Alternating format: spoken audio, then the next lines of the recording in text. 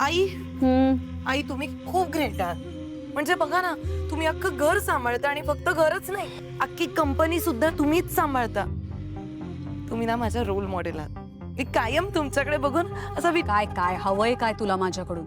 नाही, एवढं माझं भरभरून कौतुक करतेस आज म्हणून विचारते. काय हवंय स्पष्ट काय ते सांग. आई असं का बोलताय? मी मनापासून बोलायचं होतं ते.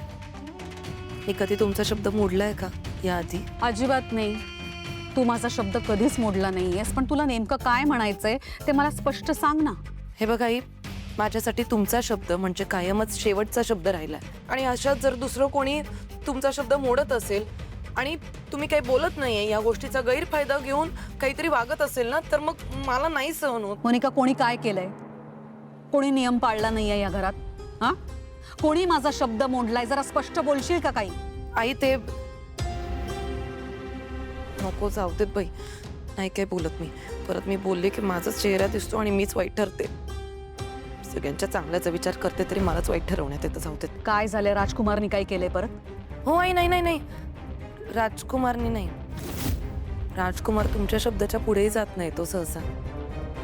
मी तर तुमच्या लाडक्या लेखाबद्दल बोलते.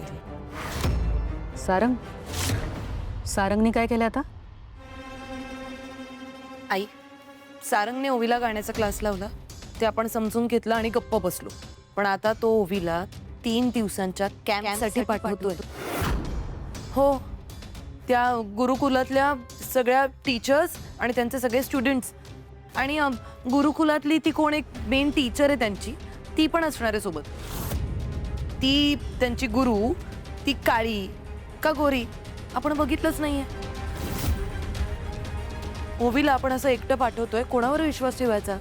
हा, कोणाला कॉन्टॅक्ट करायचा? आणि आई, आज ती ओवी त्या 3 दिवसांच्या कॅम्पसाठी जाईल.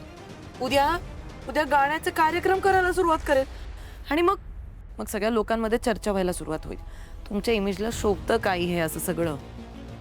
नाही, कालपर्यंत ठीक होतं, पण या कॅम्पच्या निमित्ताने जर का सारंग आणि सावली एकमेकांसमोर आले तर ते पुन्हा एकत्र येऊन संसार थाटायची स्वप्न बघतील. मला असं हे अजिबात व्हायला नकोय.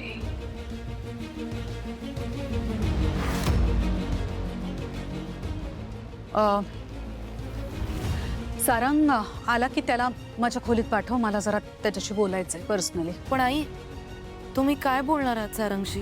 नाही म्हणजे तो ऐकेल का तुमचं तरी? कारण ओवीच्या हट्टापुढे तो कोणाचं काहीच ऐकत नाहीये हल्ली. तो माझा मुलगा आहे, आईचं नक्कीच ऐकेल तो. मी ओवीला त्या कॅम्पला अजिबात पाठवणार नाही.